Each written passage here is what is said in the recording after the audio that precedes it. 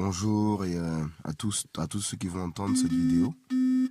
Je ne suis pas dans comment dire, ce n'est pas mon habitude de faire des audios, voilà, mais bon, ce que j'ai vu le lundi 24 décembre, environ à 5 heures, entre 4 et 5 heures du matin, c'est un événement ça m'a secoué, secoué.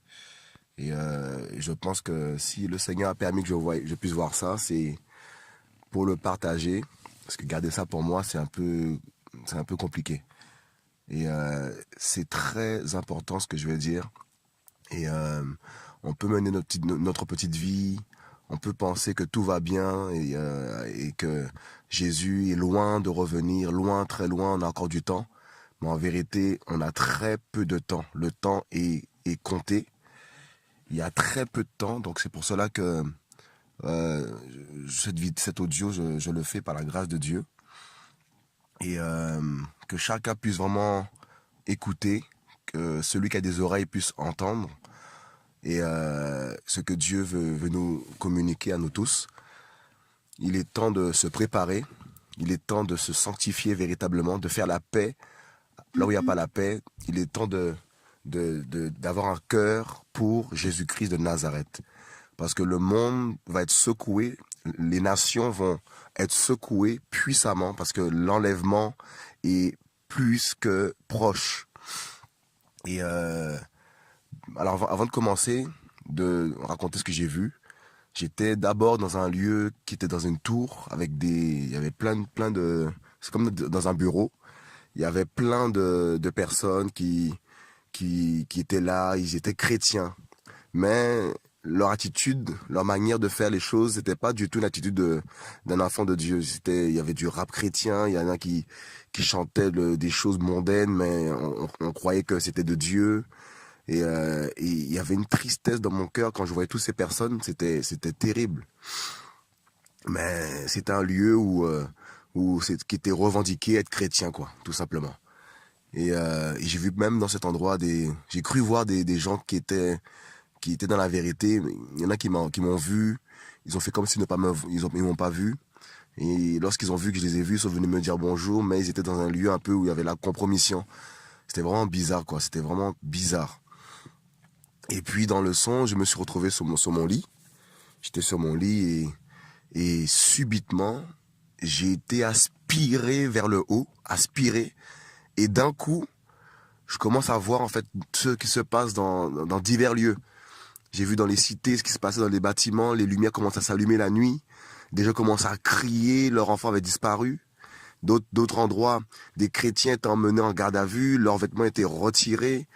Il y avait, c'était compliqué, c'était la guerre dehors, c'était la guerre. C'était des bombes qui pétaient, des fusils, des coups de fusil.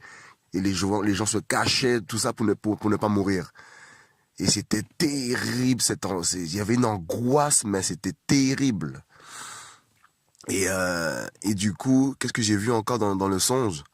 J'ai vu, euh, j'ai vu des gens, en fait, à l'agonie, en fait, c'était pire de ce qu'on voit actuellement là. Et c'est comme si le Seigneur me disait que ce qui arrive actuellement là, ce qu'on voit actuellement, les gens qui sont dehors, qui crient, qui tapent même la police maintenant, c'est des choses ce sont des signes avant-coureurs de l'enlèvement. Après l'enlèvement, ça sera pire.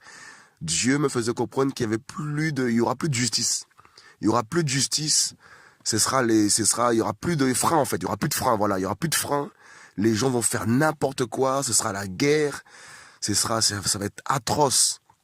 Tandis qu'au ciel, il y aura les noces de l'agneau. Tandis qu'au ciel, les enfants de Dieu seront au ciel dans la paix.